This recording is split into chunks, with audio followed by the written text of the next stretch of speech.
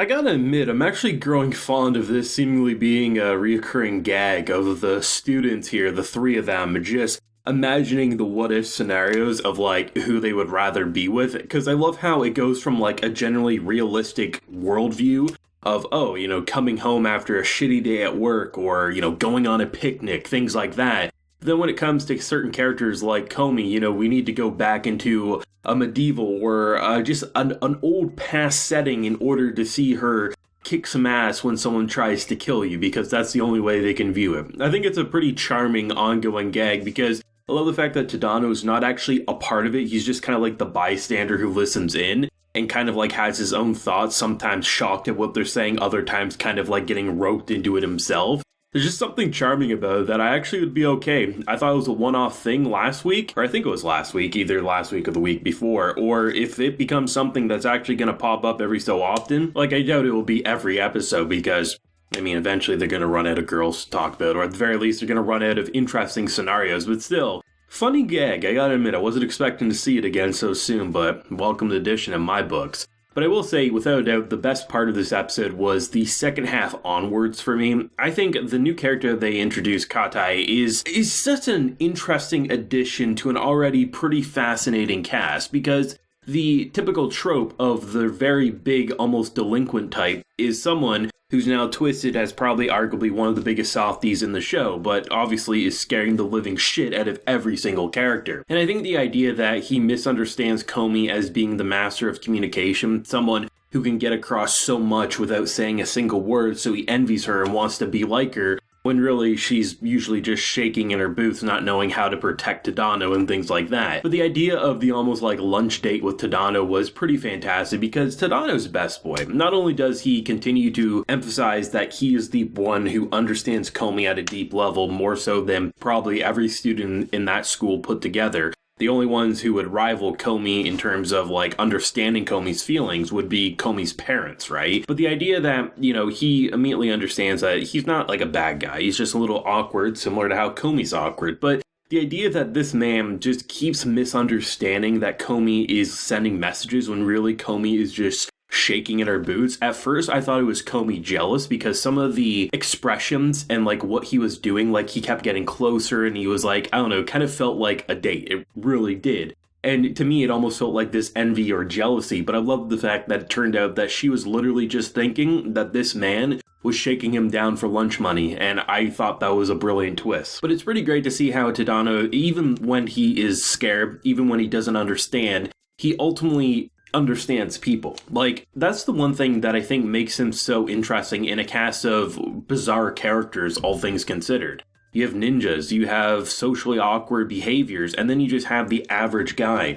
But the average guy goes through quite a lot, and I love the fact that because he's been so pushed away himself from so many different people, the fact that he can kind of clue in being like, you don't have to try to fit in, you don't have to be anything other than yourself, just be you, and things will be probably a-okay. And I love that they can just continue to remind us, whether it's in the first part of this episode, when he's trying to explain to two characters, we have the Chuny and the Stalker, who are trying to understand, like, reading Komi's mind, so to speak. They completely miss the mark, and Tadano continues to be able to do it, I would say probably like 98% accurate. Like, he doesn't get it completely right, but he always knows the ballpark and he knows the general idea of what she's experiencing. And then, of course, you also have him just continue to show that even outside of Komi, he generally cares for people and is a good dude all around. And then to end it with arguably one of the sweeter moments between Komi and Tadano was the icing on the already pretty delicious cake. I think it's great that she's the type of person who gets so influenced. Like, you can see how it could be a bad thing down the line, like, as long as she's not getting influenced by cigarettes and shit. But the fact that she hears about, like, a hot potato, right? And the fact that she's like, okay, I need one of those, that dad immediately recognizes. She has a very hard time getting the driver.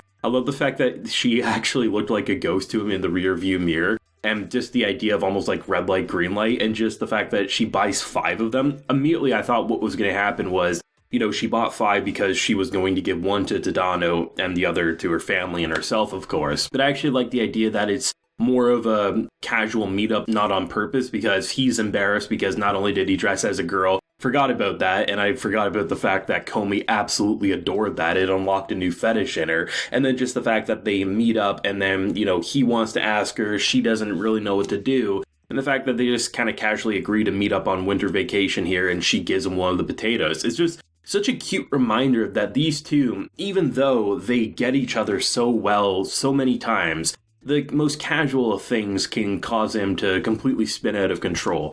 Accidentally seeing each other late at night during vacation and not knowing what to say and, would it be weird if I asked to hang out sometime? These two are just cute as shit together, and I think that's what made this episode pretty enjoyable, is because you have two different spectrums that all tie together to the Komi relationship. The first of which, reminding the viewers and really showcasing, especially the characters who continue to act like they know Komi the best, that no, Tadano knows Komi the best, and he doesn't brag about that fact. He just kind of casually explains things, and it should go deep into your skull enough that you realize that he actually understands. To them, just seeing how he's just a generally good guy to people in general, and even the most delinquent-looking characters he can somehow befriend if you give him enough time. And I'm glad that it's not just like he's a delinquent-looking character who then pushes Tadano away, because we've had so many characters push him away. So the fact that, Tadano's actually the one with open arms is a refreshing change of pace, to then tie it together with that cute, almost date-like moment, to them kind of establishing that they might end up having a date-like moment. Though, because it's Komi can't communicate, I imagine a lot of characters will tag along because that's just what they do. As someone who is a big fan of the first 12 episodes, I honestly find myself appreciating some of the Komi and Tadano moments and just maybe some of the more emotional, sweet moments a tad more from what I've seen so far. Like, sure, last week I had my issues and I mentioned them and I thought I was pretty fair about them, but overall, I just have a good feeling about where the character banter is going this season, which is a great sign, because Komi is a hilarious show. It has so many adorable and just outlandish faces, whether it's delinquents, whether it's Komi, and Komi is honestly a bundle of Komi energy. You never quite know what you're gonna get with her. But I love the fact that this show is so good at establishing future plot points before they happen. Like the fact that they just kind of casually drop the "we should hang out during vacation" here. Like, you can already start imagining, because I think the last time they did that, wasn't it like a beach episode or something like that, or maybe I'm misremembering. But either way, we're in a more cold setting, so it's not like they're just going to simply go to the beach or do the typical things you'd see. Now they can go to maybe a festival, or maybe they'll just hang out and watch the stars or something, right? They just know how to further establish the connections and the plot points while remaining to be a situational slice of life more often than not. It is the day in and day out activities of the students in this school, while actually establishing a more occurring kind of gag plotline, it feels like, if that's anything to go off of between this week and I believe it was last week with the "who do you want to date" thing, because I think it'd be nice if they had a couple more of those, like things that continue to pop up every so often that are essentially the same joke, but they just continue to extend that joke, because that goes a long way for a comedy series. But overall, I leave another episode very impressed, loving the new character, loving the relationship continuing to blossom.